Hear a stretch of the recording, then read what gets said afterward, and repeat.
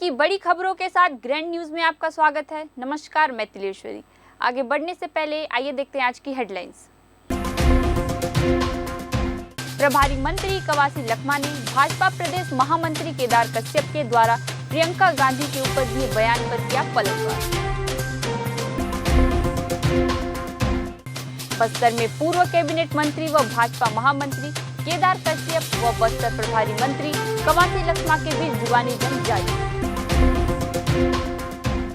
पूर्व विधायक अध्यक्ष धर्मलाल कौशिक ने कहा कि सरकार ने जिस घोषणा पत्र के सहारे सत्ता में आई है, आज उन्हीं घोषणा पत्र को अनदेखा कर रही है।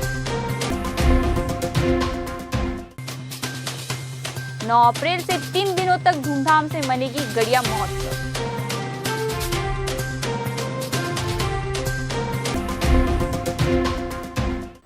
अब खबरें विस्तार से।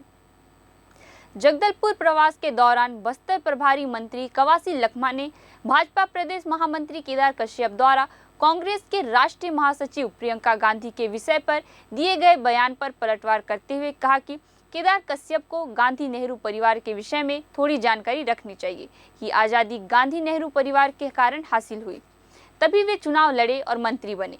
जिस नारायणपुर क्षेत्र से चुनाव लड़े थे, वहां के स्कूलों का निर्माण भी गांधी नेहरू परिवार ने किया था। जो शिक्षा उन्होंने प्राप्त की है वो गांधी नेहरू परिवार के कारण प्राप्त हुआ है। आगे कटाक्ष करते हुए कहा कि स्कूलों में फुल पेंट पहनना भी सीखा है तो वह गांधी नेहरू परिवार की बदौलत। इसलिए बयान देने से पहले किस पर बयान दे रहे हैं, यह जरा उन्हें सोचना चाहिए।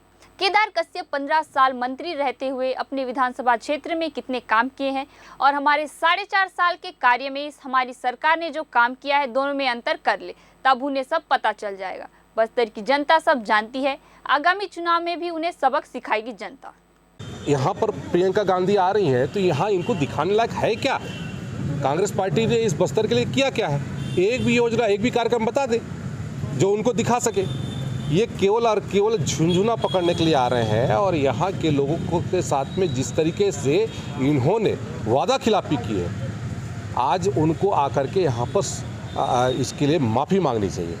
लेकिन आज उसको सोनिया गांधी, प्रियंका गांधी है क्या जो आज उसका सम्मान किया जा रहा है? मुख्यमंत्री जी उसके स्वागत के लिए खड़े रहते हैं। तो इससे बड़ा दुर्भाग्य क्या हो सकता है इस प्रदेश का कि मुख्यमंत्री जी जैसे कहते हैं पदों में रह करके एक सांसद का या फिर कहते हैं जो गैर सांसद है उनको कहते हैं स्वागत के लिए लाइन में कतार लगा कर खड़े रहना पड़ता है। मंत्री पद चले जाने के बाद कभी एमएलए रहे नहीं। जब एमएलए जैसा जीता ऐसा सिर्फ मंत्री बना, खाली ऊपर हेलीकॉप्टर में ही घूमा, उसको जमीन तो दिखता नहीं। गांधी परिवार को बोलने के पहले सोचना है।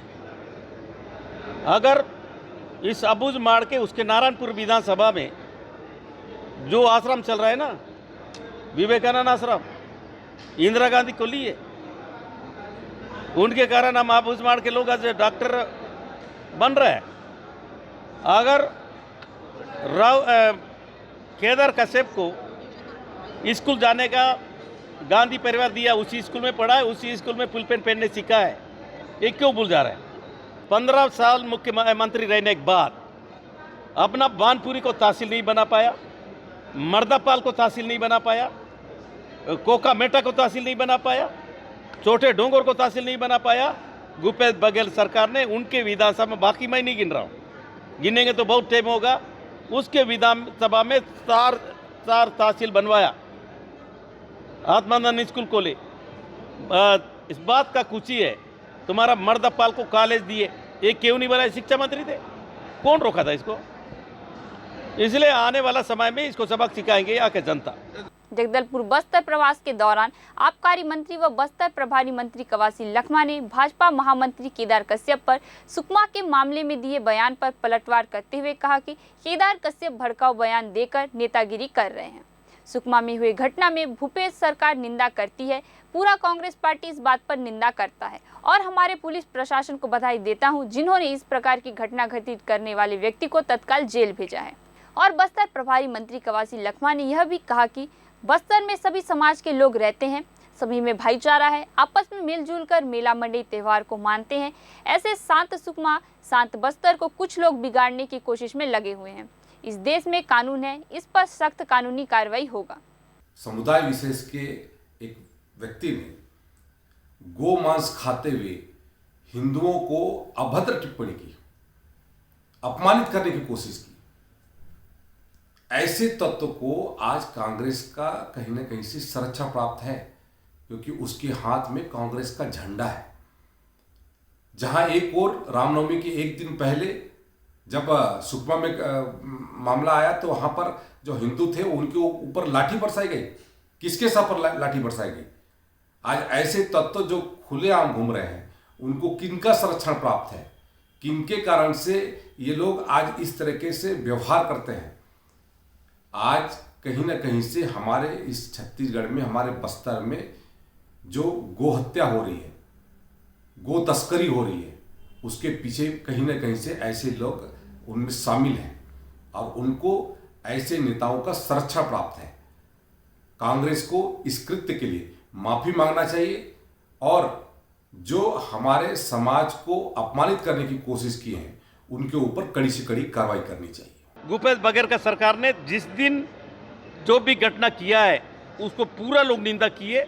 हम लोग कांग्रेस पार्टी के लोग निंदा करते हैं और हमारा प्रशासन के, पुलिस के लोग जेल भेजे हैं। मैं उनको बधाई देता हूं। सुकमा जिला के सभी समाज वाले को मैं यही निवेदन करूंगा, ये सुकमा छोटा जिला है, बस्तर छोटा है, या सबको रहने का अधिकार है। हिंदू हो, ईसाई हो, मुस्लिम हो, आदिवासी हो, सब लोग भाईचारा से रहने वाले लोग हैं। मंडई मेला में एक साथ रहते हैं, बाजार में एक साथ करते हैं, शादी में, विवाह में साथ में बैठते हैं। इनको अगर कोई भड़काने का काम किया है, उनको कितना निंदा किया जाए कम है। उनको सख्त, हमारे सुकमा के जो वकील लोगों को भी मैं बधाई देता हूं। उनको हम लोग पैरी नहीं करेंगे, उनको लड़ेंगे नहीं। जितना दिन जेल में रह सकता है वो जेल में रहे, ऐसा सुकमा जिला के सभी लोग मिल के इसका प्रस्ताव पास किया है। मैं उनको स्वागत करता हूं। पूर्व विधानसभा अध्यक्ष धर्मलाल कौशिक ने कहा कि जब मुख्यमंत्री भूपेश बघेल चुनाव से पूर्व जब प्रदेश अध्यक्ष थे तब उन्होंने घोषणा पत्र में पूर्ण शराबबंदी की बात कही थी, किंतु सत्ता में आने के बाद शराब को ही अपने अवैध कमाई का जरिया बना लिया है, जिसका जीता जागता उदाहरण ऑनलाइन शराब बेचना है। उन्होंने कहा कि शराबबंदी करने वाले आज शराब बेचकर आगामी वर्ष की कमाई तय कर रहे हैं, जिसके चलते प्रदेश में अपराध का ग्राफ लगातार बढ़ता जा रहा है। आरोप लगाते हुए कहा कि मुख्यमंत्री का बयान केवल अपने बातों से मुकरने वाला बयान है, वे अपने ही बातों पर खड़े नहीं हो सके। इससे स्पष्ट हो रहा है कि कांग्रेस का घोषणा पत्र केवल सत्ता में आना था। मुख्यमंत्री जी सरकार बनने के पहले जब प्रदेश अध्यक्ष थे तब घोषणा पत्र जारी किया गया था, पूर्ण शराबबंदी की बात आई थी।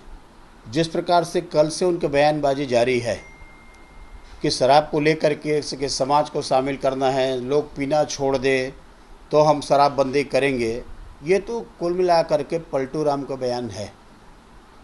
मुख्यमंत्री को अपने घोषणा पत्र के ऊपर में कायम रहना चाहिए, जनता को किए हुए वायदे के ऊपर में कायम रहना चाहिए।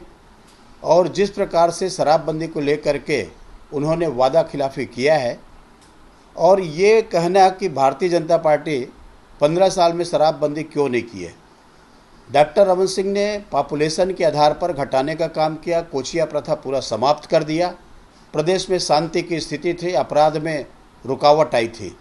लेकिन जिस प्रकार से यहाँ पर कोचियाबंदी शुरू हो गई, गली गली में शराब बिक रही है, और दूसरे को दोष लगाना, आपको किसने कहा था कि पूर्ण शराबबंदी का आप घोषणा करें? लेकिन आपने किया, बिना मांग के किया, और बिना मांग के करने के बाद में आज जिस प्रकार से वादा खिलाफी कर रहे हैं, जनता देख रही है, छत्तीसगढ़ की जनता इंतजार कर रही है। और आने वाले नवंबर में जब चुनाव आएगी तो छत्तीसगढ़ की महिलाएं और छत्तीसगढ़ की जनता इसका जवाब देगी, इस सरकार को बर्खास्त करेंगे।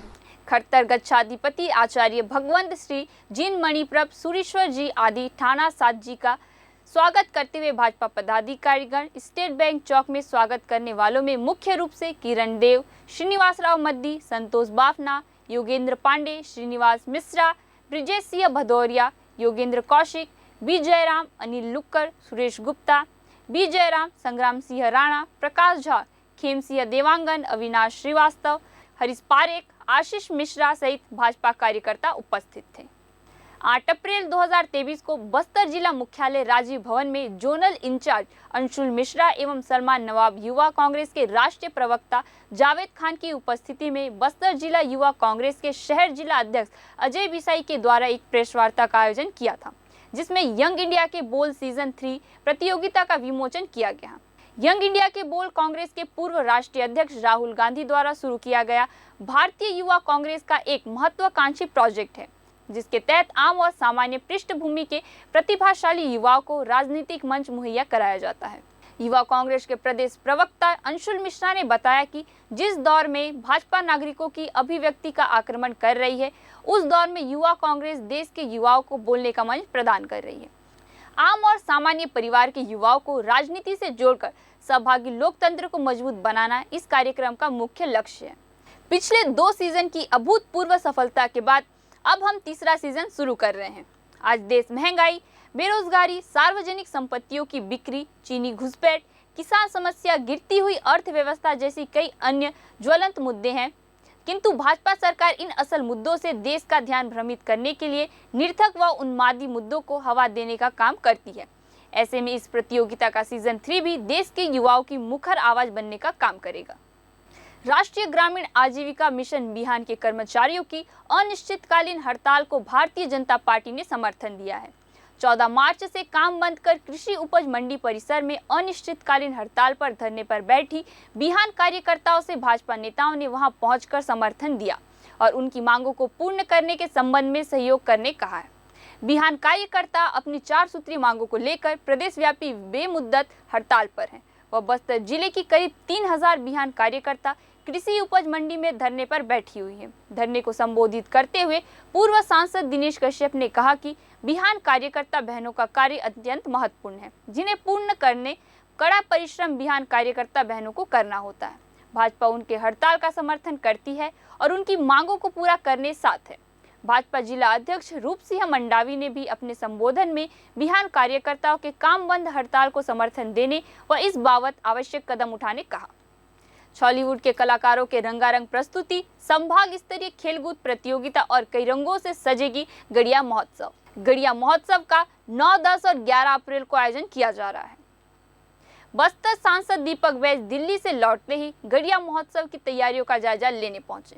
ज्ञात हो कि प्रत्येक वर्ष की भांति इस वर्ष भी 3 दिवसीय गड़िया महोत्सव बड़े ही धूमधाम से मनाया जाएगा, जिसकी तैयारियों का जायजा सांसद दीपक बैज ने लिया।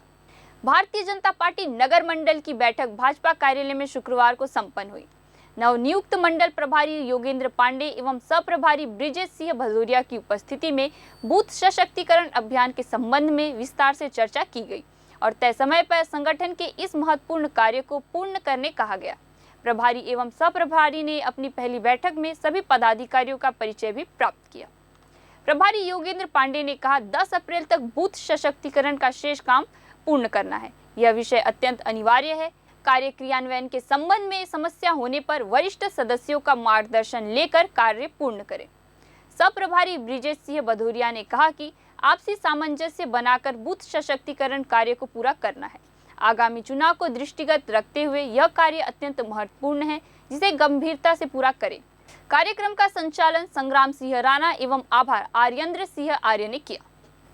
दिल्ली से वापसी के दौरान बस्तर सांसद दीपक बैज नारायणपुर के बेनूर में ओरमा खाई शीतला माता के वार्षिक मेला में शामिल होकर क्षेत्र के सुख समृद्धि की कामना की। इस दौरान नारायणपुर विधायक चंदन कश्यप, रजनू नेताम सहित अन्य जनप्रतिनिधिगण उपस्थित रहे।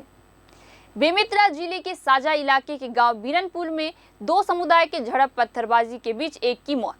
खूनी संघर्ष, एक गंभीर रूप से घायल घटना के बाद साजा पुलिस मौके पर पहुंचकर बलवा मर्ग कायम कर विवेचना में लिया।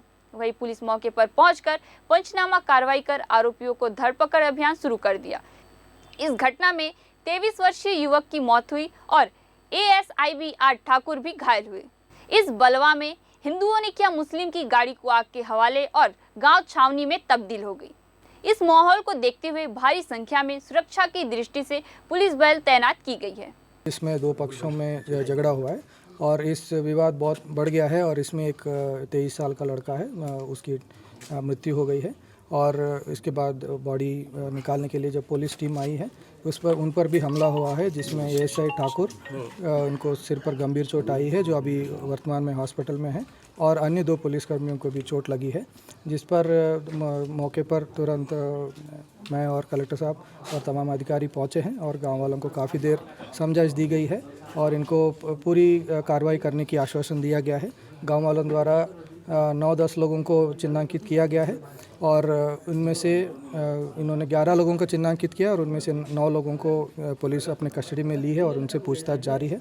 अभी घटना लगभग कंट्रोल पर है जी। और ये घटना सुबह बच्चों के आपस में विवाद और साइकिल में गिरने के से शुरुआत हुई थी और उसको लेकर गांव में 2 पक्ष में विवाद हुआ था और चौराहे पे ये हल बैठे थे कि इसको हल किया जाए और क्यों विवाद हुआ, क्या हुआ करके बच्चों से शुरुआत हुई और बड़े तक पहुंची और उसमें वाद विवाद हुआ और इसमें से एक पक्ष का एक की चोट लगी और उसमें गंभीर चोट होने के कारण उसकी मृत्यु भी हो गई है। और उसके बाद हम लोगों ने यहाँ पर तत्काल पहुँचा और पूरी आपस में काफ़ी देर तक एसपी साहब ने भी समझाइश दी और हमने भी समझाइश दी इनको और समझाइश देने के बाद कहा कि जो घटनाएं हो गई है उस पर जिसका भी जो पक्ष अपराध बनेगा हम उसमें पूरी कायम करेंगे और दोनों तरह से कार्रवाई की जाएगी। ये सारी समझाइश देने के बाद भी नहीं मान रहे थे, बच्चे उग्र थे, 18-19 साल के लगभग थे, सारे लोगों को समझाइश दी गई। नहीं मानने पर हम लोगों ने पूरी फोर्स बुला के और पूरी लोग को वहाँ से हटाया, तितर बितर किया और उसमें धारा 140 लगा दी गई है। ग्रैंड न्यूज़ में आज के लिए बस इतना ही। आपसे फिर मुलाकात होगी नई ताज़ा तरीन खबरों के साथ। तब तक के लिए हमें दीजिए इजाज़त। नमस्कार।